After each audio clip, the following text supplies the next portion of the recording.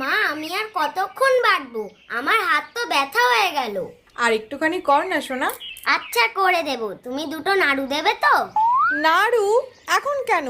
পুজো হয়ে যাক তারপরে দেব। তাহলে পুজো কখন শেষ হবে? কেন খুব তাড়া পুজো শেষ হবার? পুজো শেষ হলেই তো স্কুল খুলে যাবে, সেটা খেয়াল আছে? আর দুদিন পরে করলে হতো না? দুদিন বেশি ছুটি খাওয়া যেত। কেন, পুজো কি তোর কথা মতন হবে নাকি পঞ্জিকা অনুসারে হবে? ওই লক্ষ্মী ঠাকুরের তো তাড়া কেন? দুদিন পরে আসলে তো কি ক্ষতি হতো?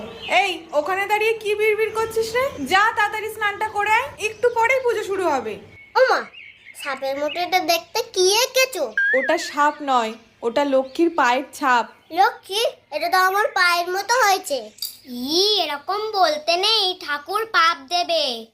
ঠাকুর শুধু পাপই না, একটু ছুটি দিতে পারে না দুদিন?